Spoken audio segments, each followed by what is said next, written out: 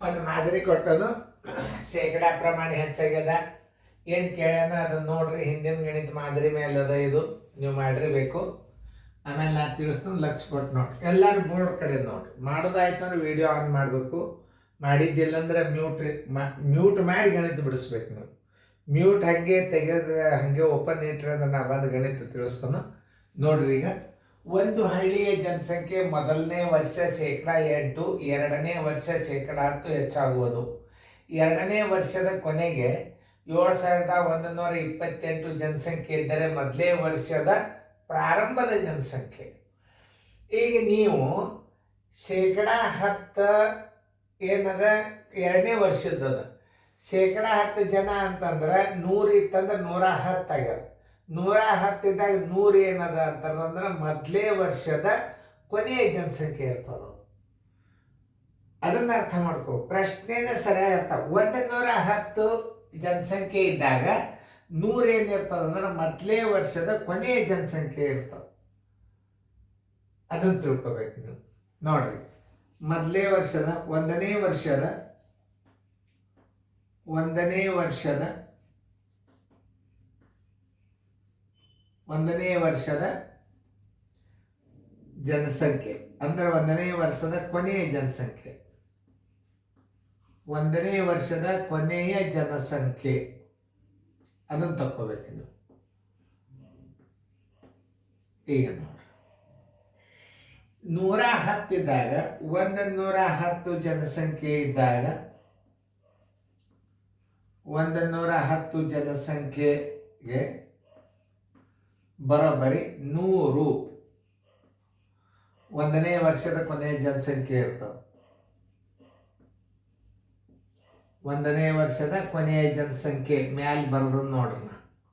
ಒಂದನೇ ವರ್ಷದ ಕೊನೆಯ ಜನಸಂಖ್ಯೆ 110 ಇದ್ರೆ ಎರಡನೇ ವರ್ಷದ ಕೊನೆಯ ಜನಸಂಖ್ಯೆ 110 ಇತ್ತು ಅಂತಂದ್ರೆ ಮೊದಲೇ ವರ್ಷದ ಕೊನೆಯ ಜನಸಂಖ್ಯೆ 100 ಇರ್ತದ. 7,128 ಜನಸಂಖ್ಯೆ ಇದ್ದಾಗ ಒಂದನೇ ವರ್ಷದ ಕೊನೆಯ ಜನಸಂಖ್ಯೆ ಎಷ್ಟಿರ್ತದೆ? 7,128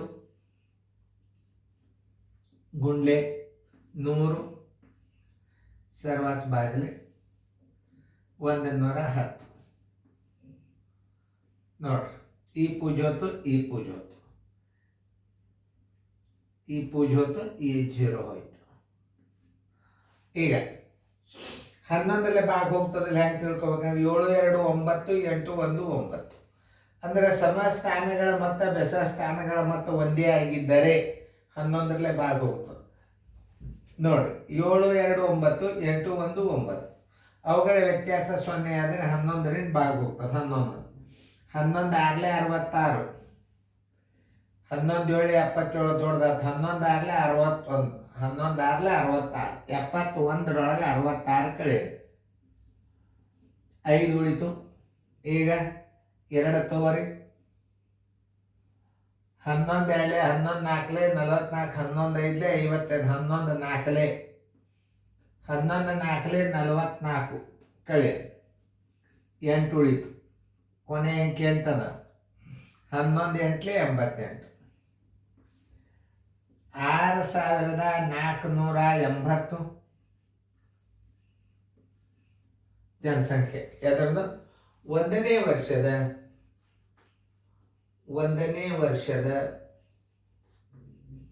ಕೊನೆಯ ಜನಸಂಖ್ಯೆ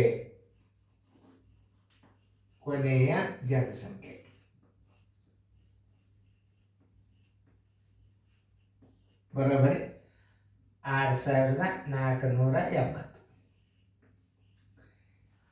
ಇನ್ನು ಏನದ 8% ಏರಿಕೆ ಅದ ಅಂತಂದ್ರೆ 108 ಜನಸಂಖ್ಯೆ ಇದ್ದಾಗ ಏನು ಒಂದನೇ ವರ್ಷದ ಕೊನೆಯ ಜನಸಂಖ್ಯೆ ಬಂತೀಗ. ಆಮೇಲೆ ಈಗ ಒಟ್ಟು ಜನಸಂಖ್ಯೆ ಬರೋಬ್ಬರಿ ಎಷ್ಟು ಬಂದದ? ಒಂದನೇ ವರ್ಷದ ಕೊನೆಯ ಜನಸಂಖ್ಯೆ ಎಷ್ಟು? 6,480 ಜನಸಂಖ್ಯೆ ಬಂತೀಗ. ಈಗ ಪ್ರಾರಂಭದ ಜನಸಂಖ್ಯೆ ಬರಬೇಕಾದ್ರೆ ಪ್ರಾರಂಭದ ಜನಸಂಖ್ಯೆ ಎಷ್ಟಿರ್ತದಂದ್ರೆ 108 ಜನಸಂಖ್ಯೆ ಇದ್ದಾಗ, ಯಾಕಂದ್ರೆ 8 ಏರಿಕೆ ಆಗ್ಯದ, 8 ಏರಿಕೆ ಆಗ್ಯದ. 108 ಕೊನೆ ಜನಸಂಖ್ಯೆ ಇದ್ದಾಗ ಜನಸಂಖ್ಯೆಗೆ 100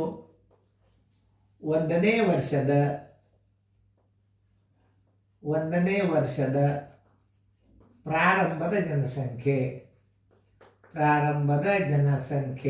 ತಿಳ್ಕೋಬೇಕು ನೋಡ್ರಿ. 108 ಏನದ ಇದು? 108 ಜನಸಂಖ್ಯೆ ಇತ್ತು ಅಂತಂದ್ರೆ ಒಂದನೇ ವರ್ಷದ ಕೊನೆಯ ಜನಸಂಖ್ಯೆ ಇದು 108 ಇತ್ತು ಅಂದ್ರೆ 100 ಏನಿರ್ತದೆ ಒಂದನೇ ವರ್ಷದ ಪ್ರಾರಂಭದ ಜನಸಂಖ್ಯೆ ಇರ್ತದೆ. 6480 ಜನಸಂಖ್ಯೆ ಇದ್ದಾಗ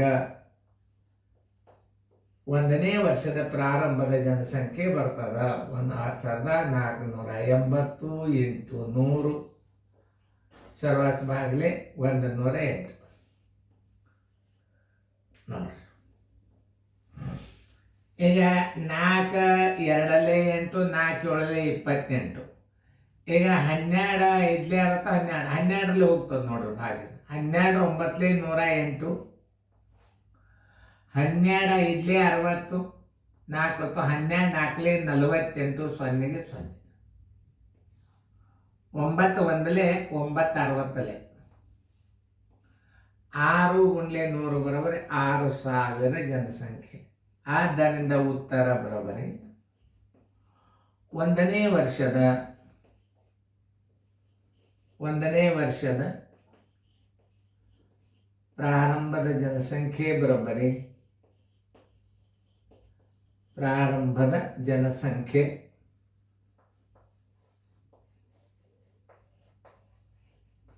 ಬರೋಬರಿ 6000 ನೋಡಿ.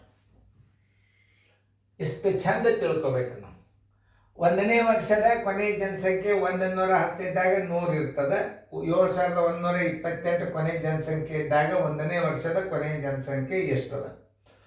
ಒಂದನೇ ವರ್ಷದ ಕೊನೆಯ ಜನಸಂಖ್ಯೆ ಎಷ್ಟದ? ಒಂದನೇ ವರ್ಷದ ಕೊನೆಯ ಜನಸಂಖ್ಯೆ 108 ಇತ್ತಂದ್ರೆ 100 ಏನಿರ್ತದೆ ಒಂದನೇ ವರ್ಷದ ಪ್ರಾರಂಭದ ಜನಸಂಖ್ಯೆ ಇರ್ತದೆ.